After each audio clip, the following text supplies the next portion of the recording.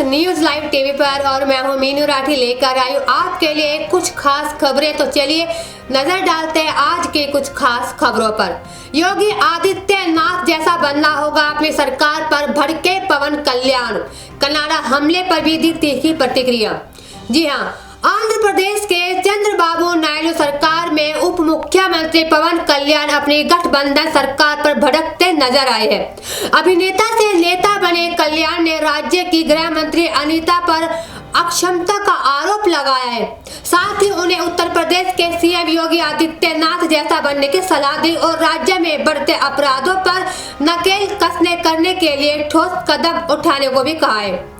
उन्होंने दो टूक शब्दों में कहा कि अगर सुधार नहीं होता है तो ये जिम्मेदारी भी मुझे उठानी पड़ेगी। साथ ही कनाडा में हिंदू मंदिर पर हुए हमले पर तीखी प्रतिक्रिया भी दी है। पवन कल्याण ने अपनी सहयोगी तेलुगु देशम पार्टी की नेता अनीता पर निशाना साधा है।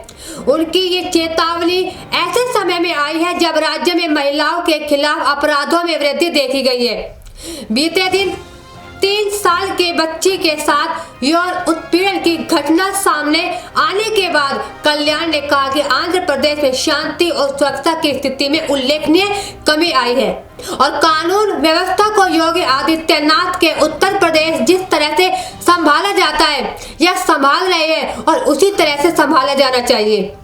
उन्होंने अपने निर्वाचन क्षेत्र पिथापुरम में एक रैली में कहा कि मैं गृह मंत्री अनीता को भी चेतावनी दे रहा हूँ। आप गृह मंत्री हैं, मैं पंचायती राज मंत्री,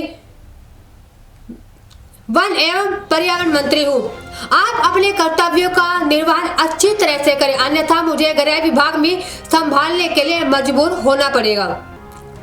उन्होंने आगे कहा है कि आपको योगी आदित्यनाथ जैसा बनना होगा। राजनीतिक नेता विधायक सिर्फ वोट मांगने के लिए नहीं है, आपकी भी जिम्मेदारी है। हर किसी को सोचना होगा। ऐसा नहीं है कि मैं गृह विभाग नहीं मांग सकता या नहीं ले सकता। अगर मैं ऐसा करता हूँ तो इन लोगों के लिए चीजें बहुत अलग हो जाएगी।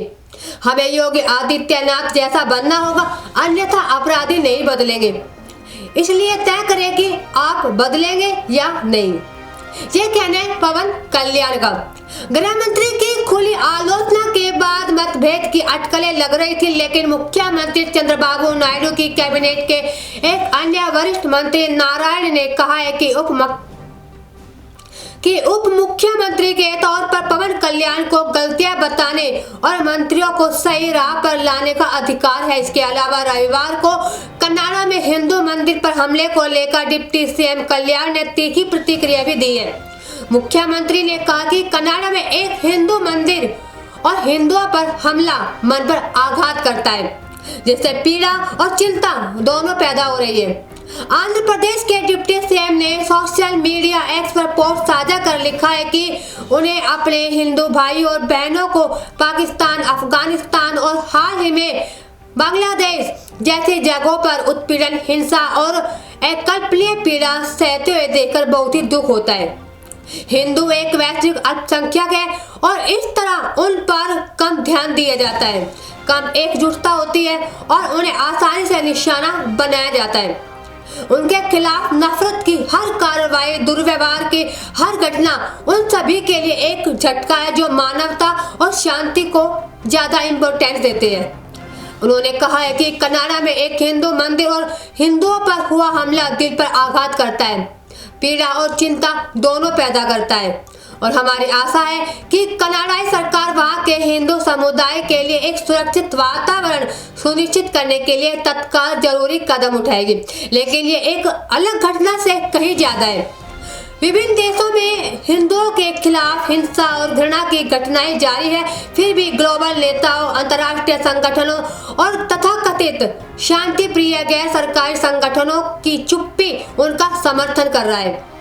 आज नाराजगी की आवाज सुनाई दे रही है। हिंदुओं के लिए एकजुटता कहाँ है? इस अन्याय का सामना करने के लिए हम अकेले क्यों हैं?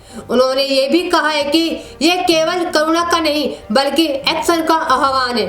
दुनिया को हिंदुओं की पीड़ा को उसी तत्परता और प्रतिबद्धता के साथ स्वीकार करना और उसका समाधान करने का आह्वान करना चाहिए जो ये दूसरों को प्रदान करता है।